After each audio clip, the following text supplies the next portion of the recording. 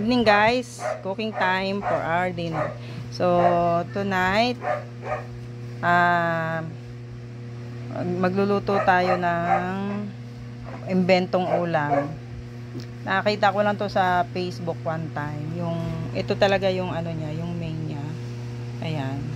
Tapos nilagyan niya nun ng dahon ng ampalaya. So dahil wala tayong mamahaling pansahog, kaya ito lang yung meron tayo. So ayan. Ano lang naman yan. Madali lang yan lutuin. So simple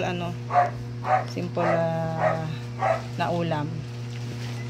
So ayan, mayroon tayong sibuyas. Unahin muna natin sangkot siya tong sibuyas. Ayan. Yung mantika na ginamit ko, kaya brown siya din yung pinaglutuan natin nung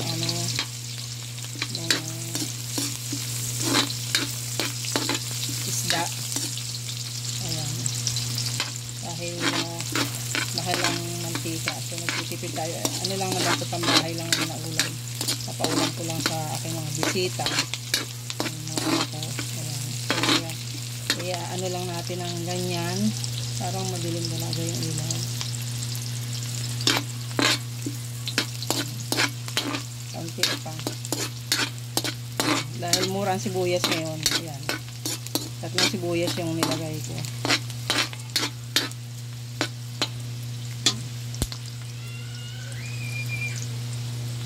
Yung sibuyas na yan ay galing pa ng Nueva Ecija. So ayan, medyo ano na siya. Lagyan natin sunugin. Tapos lagyan natin tong bawang.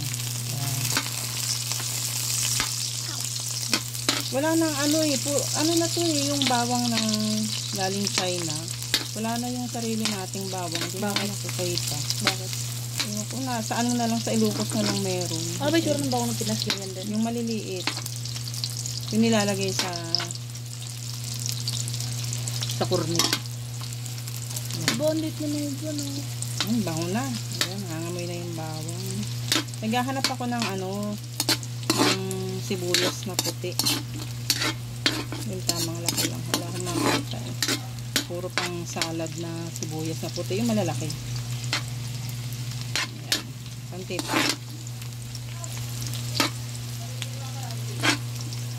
Nangangamoy na siya. Lutuin lang natin ng kaunti yung bawang. Tapos lagay na natin yung sekretong pampasarap. Ayan. Jaran. Ayan ang ating sekretong pampasarap. Kamatis. At stay lang natin siya hanggang mag-caramelize. Tukulong natin yung katas niya.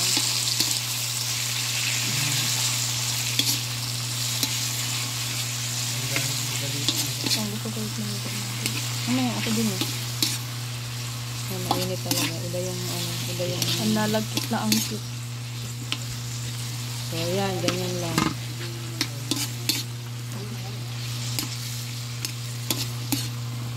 Kukunin lang natin yung katas ng kamatis.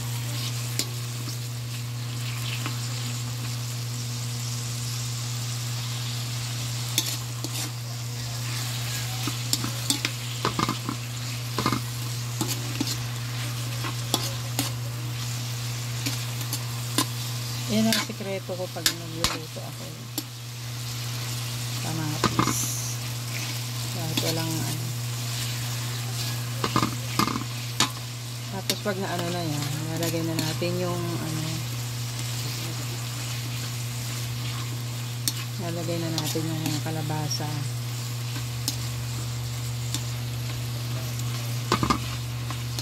Ayan, nagkakaramelize sa konti pa.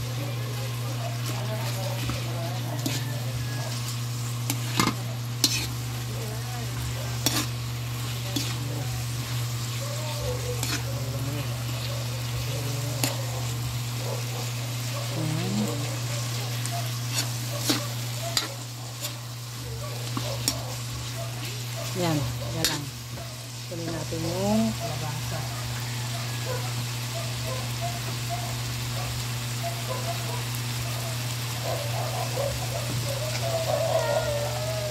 Pag nag-aano ako ng kalabasa, hindi ko inaano sa tubig. Hulog na natin yung kalabasa. Tanggalin natin yung kutsara kasi mag-iinit. Sandok pala. Sorry. Yan, inano ko ng ng ganyang kaliliit yung kalabasa.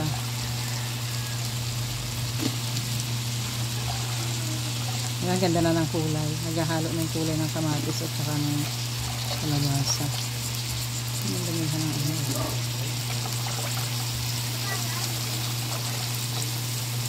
Michael, pag gusto mo matuto magluto, puntahan mo lang yung channel ko, yung bagong channel ko. Mamaya. Probinsya na random vlog. May tutorial dun, Kel. 3 video pa lang yun. Isang araw ko lang yung binuksan eh. Kasi yung kauna-unahan kong YouTube channel, nauurat ako. Bakit? Ang ganda ng kulay pala. Ganda talaga ng kulay ng kalabasa. Isang buong kalabasa yan, yung malaki pa sa pinggan. Mabubusog ko si Michael. May bisita kasi akong 2 bata, yung kasamahan ng mga anak ko sa dance. Pinapunta ko dito sa bahay.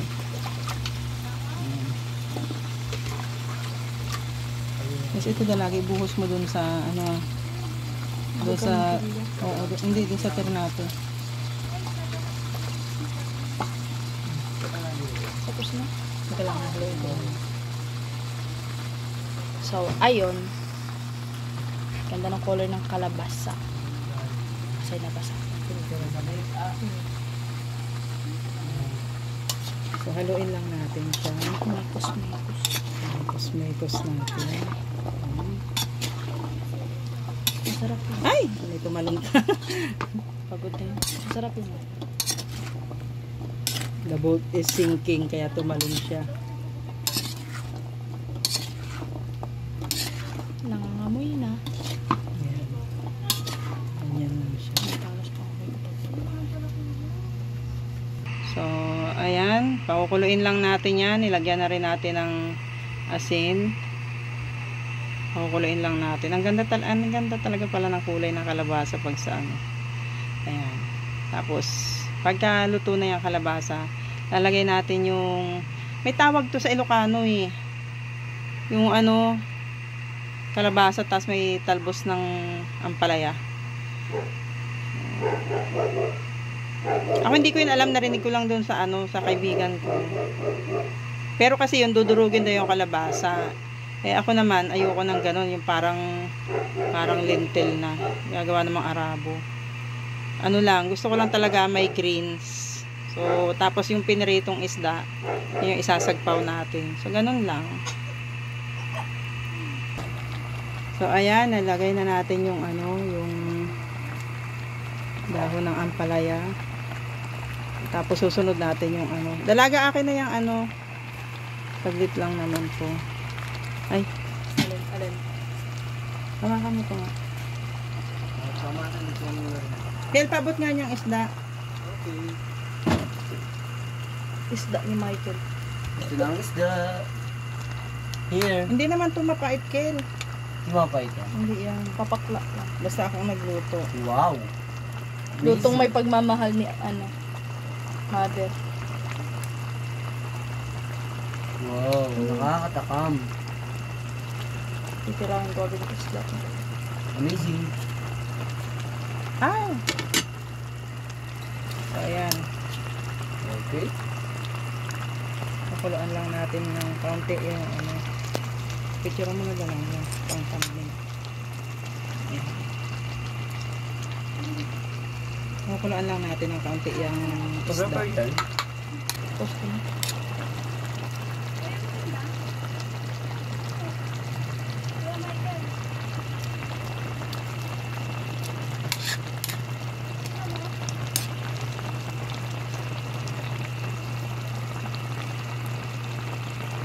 Tignan mo.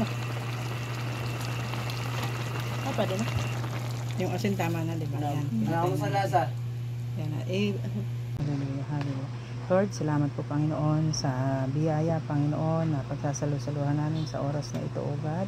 In the mighty name of Jesus. Hallelujah.